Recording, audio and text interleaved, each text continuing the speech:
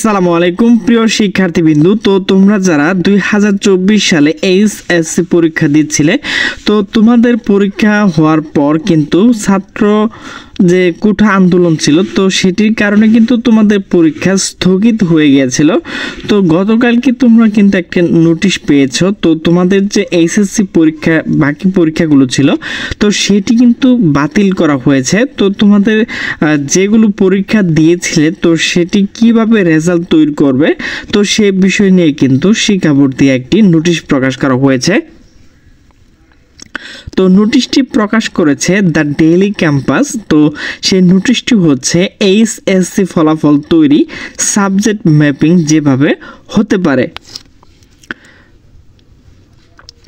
তো মূলত নোটিশটি আজকে সকাল 10:42 আপলোড করা হয়েছে, নোটিশটি প্রকাশ করা হয়েছে। তো চলো বিস্তারিত দেখে নেই।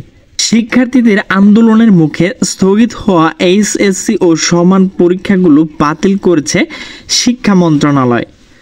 পরীক্ষা বাতিল ঘোষণার পর থেকেই কিভাবে ফল তৈরি করা হবে তা নিয়ে চলছে আলোচনা। যদিও এই বিষয়ে এখনো চূড়ান্ত কোনো সিদ্ধান্ত হয়নি, তবে শীঘ্রই কাজ শুরু করবে আন্তঃশিক্ষা বোর্ড সমন্বয় কমিটি। এইচএসসি পরীক্ষা বাতিল হওয়ার পর ফল কিভাবে প্রকাশ করা হবে তা জানতে দেশের একাধিক শিক্ষা বোর্ড প্রধান ও পরীক্ষা নিয়ন্ত্রকদের সঙ্গে কথা বলছেন দ্য ডেইলি ক্যাম্পাস। তারা বলেছেন সাবজেক্ট ম্যাপিং করেই ফলাফল তৈরির সম্ভাবনা বেশি। কিভাবে সাবজেক্ট ম্যাপিং করা হবে সেটি নির্ধারণ করতে একটি কমিটি গঠন করা হবে। এই কমিটির সুপারিশের আলোকে পরবর্তী ব্যবস্থা গ্রহণ করা হবে। এ বিষয়ে জানতে চাইলে ঢাকা মাধ্যমিক ও উচ্চ মাধ্যমিক শিক্ষা বোর্ডের পরীক্ষা নিয়ন্ত্রণ অধ্যাপক আবুল বাশার দ্য ডেইলি ক্যাম্পাসকে বলেন, করোনাকালীন সময় সাবজেক্ট ম্যাপিং করে ফলাফল প্রকাশ করা হয়েছিল। এবারও হয়তো সেভাবে ফলাফল প্রকাশ করা হতে পারে।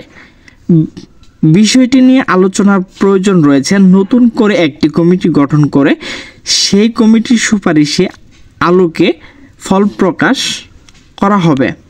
আন্তঃশিক্ষা বোর্ড সমন্বয় কমিটি আরেকটি সূত্রে জানিয়েছে, এইচএসসি যে বিষয়গুলো পরীক্ষা হয়েছে সেগুলো ধরে বাকি পরীক্ষাগুলো সাবজেক্ট ম্যাপিং করা হতে পারে। আবার উচ্চ মাধ্যমিক টেস্ট পরীক্ষা ফলাফল অনুসরণ করেও সাবজেক্ট ম্যাপিং হতে পারে, তবে বিষয়টি এখনও চূড়ান্ত হয়নি।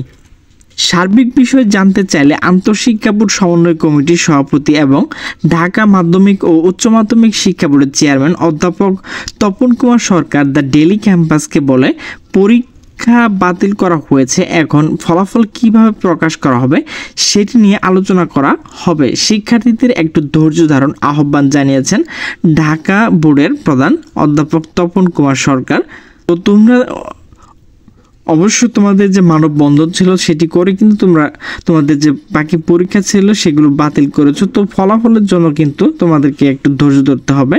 প্রিয় শিক্ষার্থীবৃন্দ, আমার ভিডিওটি যদি ভালো লাগে তাহলে অবশ্যই লাইক, কমেন্ট এবং শেয়ার করবে। তো সকলে সুস্থ থাকবেন, ভালো থাকবেন। আল্লাহ হাফেজ।